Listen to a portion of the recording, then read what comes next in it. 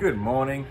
I figured today I should do a bit of a Frankenstein walk around before I have to pull it apart and stick it back in the shed. So let's do that. By the way, you'll probably hear some background music of a little bit different kind of Jack and his mate just jamming out. So first off, let me explain what my own design actually means. So a long time ago, I bought a set of plans for a preceptor Stole King, which is a very similar version of the Sleptsev Storch. So Mr. Nestor from Sleptsev went with preceptor and designed the Stole King. So it's the same wing, very similar dimensions, and a few different other things. Landing gear slightly different, height's the same, little bit of trim here and there, but effectively the same aircraft. You may notice that it's tube steel with fabric covering. That's why I say it's my own design. I think this is the only thing I've really used out of the plans. So the wing rib and the flap and aileron rib and the leading edge slat rib. The dimensions are the same, except for the construction was different in mine, and my wings are a little bit longer. So that's about it. And these are some of the drawings I've done just to help me get the dimensions that I wanted and lay out a few little things. You can see they're very basic. There's not much information in there because I still literally made it up as I went, but these gave me the basic dimensions I could draw out on the bench for the fuselage and a few of the points that I wanted. Little drawings like that, so just to give me angles and ideas of how I wanted things made. Some things I've actually drew after the fact. So once I've made, this is the forward, what is that? Forward seat belt attachment. So the structure under the floor, and this is how I've made it. So I've done that after I've actually built it. Little things like that, so just ideas. That's the carry through and landing gear ideas. So a lot of these, there's my firewall engine mount. So what's gone in, this is one I've drawn after I've made it. Yeah, so that's all I've done, and then from there I've made the aeroplane. So these are just a few ideas, and then as I constructed, things changed a little bit, and then I've made note of that. A couple of reasons why I decided not to build this. Some of the dimensions and numbers in here don't really add up, so you sort of had to make it up as you went anyway. And I'm a sheet metal guy, so that's the two major things, and then just it morphed from there. The big draw card though is these long legs. That's something cool, like the Storch and this thing. That was a draw card. The overall design philosophy that I had was it had to be simple to construct, and I had to use what I had available to me. So the whole thing was built without jigs on a bench. So, and I say without jigs, I used a couple of pieces of timber here and there to screw together just to hold a set angle. Mostly it's just built off the bench that I had. So things like the rudder and elevators, the rudder I built off the vertical fin, not off a jig. Same with with the elevators, I actually made a piece of timber which held it in the vertical, and then I built it from that. The fuselage sides are actually curved. They're not straight, so there's a ½ inch curve from there to there. So that just takes any of the oil canning out of the material, and it sort of maximizes the strength capability of the skins as well. Those long legs, that's the draw card. I love how it sits so high. I've still got a little bit, these bits here will be a compression strut. That's what I've got to work on right now and finish that off. Effectively, that's the last major part of the fuselage. That propeller is off a Cessna 172, as is the engine. We'll get into the engine a bit more when I pull the cowls off, but Man, it looks like a pencil there on the front of this thing. The engine cowl, the intake is huge, I get that. The idea behind that, I like the Cessna 180 engine cowling. It was probably easier to make that way than something with the two intakes, like a separate one here and here. Also, I wanted a lot of airflow at low speeds through the engine. So that was the idea behind that. I can always reduce the air going in. It's a bit harder to make more air come in later on. So that's the reasonings behind that. The cutout for the air filter is huge, mainly because the original air filter I was going to use was going to be that size, but then I got another one and changed the whole design, and that's it down there. That's the reasoning behind that. That's the beauty of making it up as you go along, I suppose. So down here on this side, I made a access door for the forward's cockpit area, just to make access a lot easier, because once the wing struts are on and then other things, it would have been fairly difficult for anybody getting into the front there. So that makes that easier, and then we'll just have the most basic of controls, and there's my cool switches and stuff like that. The main reason why I wanted the undercarriage mounted off the side and the shock strut up there is I wanted the belly to be clear, because then later on I can put a belly pod under there, or I actually really like the idea of being able to put a kayak or a canoe under there. So that was the main reason behind that. So the wing center section is mounted up in 6 places across here, and I've also got bracing wires through the middle there. I didn't think I needed them, but they're there just to make me feel warm and fuzzy. Engine mount, wing mount here, and then I've braced in between. This cutout here is where your aileron push rod will come through. What else have we got here? So down here, this is my fuel system, fuel selector. I'll talk about that a little bit later. What else? This is the flap handle.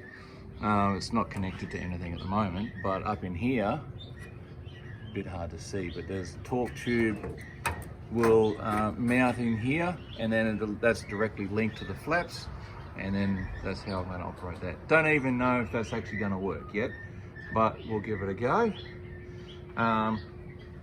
The big reason for making this cutout here, making this part thinner than coming across here, that would be a lot easier, but it's just increased the visibility by a huge amount. It's pretty hard to see, but there is a slight curve in that fuselage from there, so it goes out and around like that. There's about a 1/2 inch rise in the middle there, roughly. But anyway, I have a hatch here for baggage, so we can put stuff in here. Probably not much, but there's a bit of weight I can put in there. Eventually, in the front here, behind the stick there, I might be able to put another baggage compartment. Also, here's another one here, open. So I can put about 20 odd kilos in there, I think, from memory of my calculations or all of that. But anyway, and then that's an old sticker I had. The other thing was this panel here. This is an inspection hatch for maintenance. I can get in here with my both arms or my head and have a good look around. This is the elevator adjustments right here. There's my rudder bell cranks there. So good access.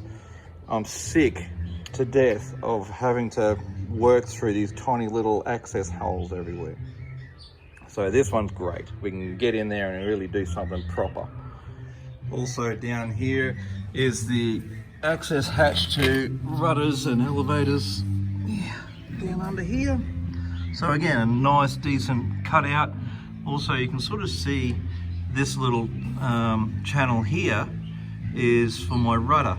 So because I use push rods and not cables, it's difficult to get around corners. So I've made a channel, works a treat. And these little roller bearings in here, it's a bit difficult to see, but there's a set of roller bearings that just run up and down this track, and it changes the angle from the push rods. So I've got a set there, and a little bit further up, just behind the cockpit, is another set, just to change the angle of the push rods. So works beautiful. Any excuse to make curves in aluminium is a good one. Takes a lot longer to do, but boy, it's worth it. So these rounded pieces here, so that's it's all flat sheet shaped up. Same with that, basically the same thing. So it's not only curved, but it's also tapered. So it starts that thick and then tapers down to that. And this one was easier to make because it was stretched out this way instead of shrunk. But so worth the effort, I reckon, anyway. I've used 1/8 rivets pretty much everywhere. There's a few 532s up in here in the more structural parts, but pretty much everything is 1/8. Mainly because I had more 1/8 Clecos than I did 332s. So that was the reason behind that.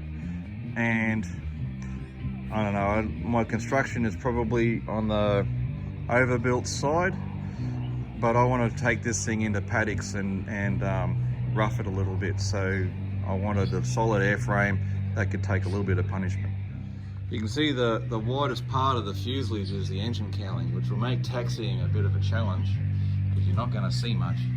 But this is my view from the cockpit, about there. So yeah, you're not going to see much.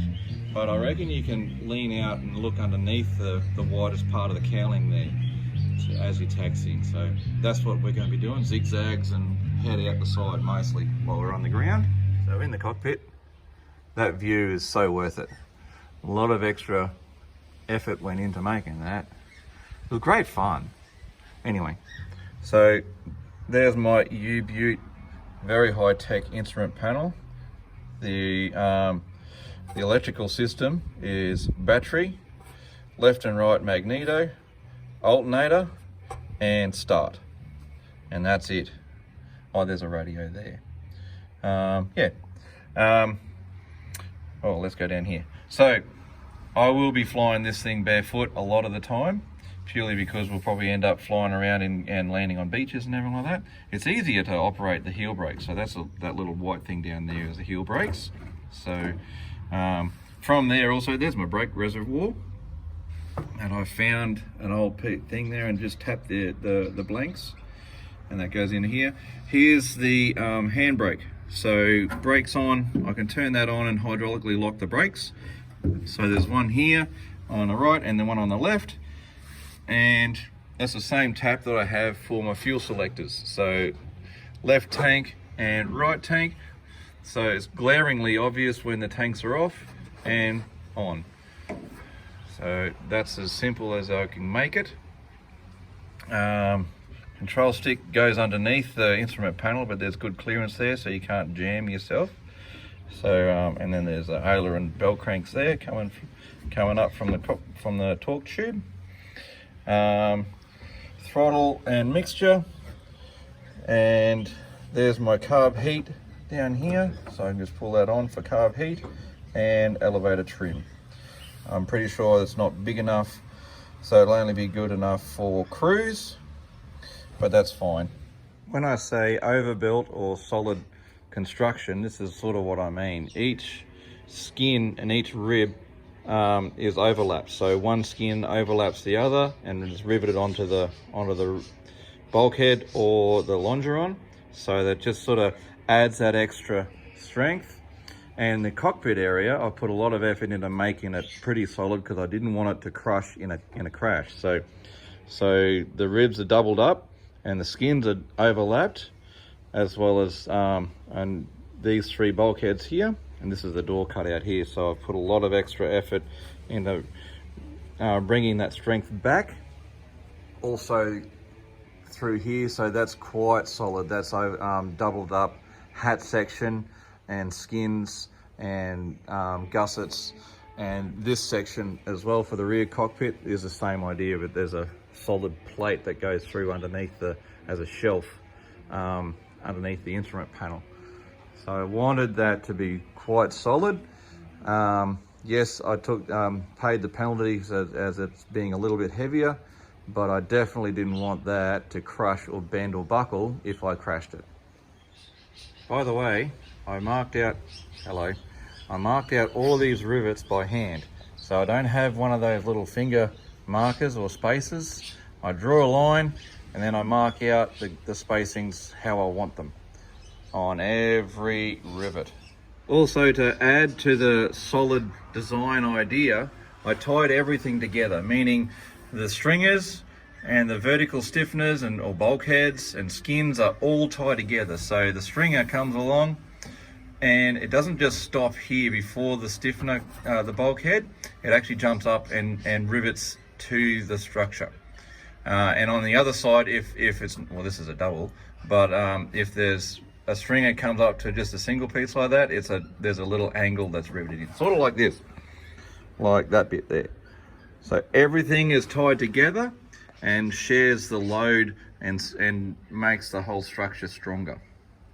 Firewall forward. So engine, propeller and engine mount are off a Cessna 172. Basically we undid it and used it for this. Obviously I've had to modify the snot out of the engine mount to make it fit to Frankenstein. And I made a video of what we did there, so she's a bit wild, but it works a treat. Yeah, that propeller is a 172 propeller. It'll work on this airframe and it'll fly, but one day, Culver Props, I'm looking at you, I reckon we can come up with something very cool for Frankenstein. Prop clearance is not a problem, by the way. So yes, once I know it flies and it works well, then we'll talk about propellers. So on the firewall, this is our battery compartment. So it made it nice and solid. I didn't want that thing bouncing around or anything like that, but good access and we can pull that out still. There's the ducting for the oil cooler. We'll get around the other side and have a look at that. There's my air box. So there's carb heat and the air filter on the front. So yeah, that was changed from the other bigger air filter that I had. Linkages and all of that, they're all working a treat. So that was nice to run the engine the other day and make sure that all worked. And you can see there's the plumbing for the oil cooler, which is in here. Engine baffling, they always take ages to make and fiddly little things, but it's in now. I just haven't sealed all of the edges yet, but that's on my to-do list. We can worry about that once I'm just about ready to go flying, but yeah, I think that'll work a treat. I could have shortened the dipstick down to this point here, as the engine cowling sort of has it come right through here. But that was a great excuse just to make a really funky little hatch instead with a little bulb on it. And there we go. That's Frankenstein so far. If you got any more questions or anything like that, just let me know and I'll hone in on a little bit more nitty-gritty and detail of that. Right now I've got to think about trying to get this thing back in the shed. I'd rather not, but there's a few things that I need to finish off before it's ready to go to the airport. The big challenge I have right now is I really don't want to pull that propeller off. And I don't know if it'll fit in the shed with it on. We'll see.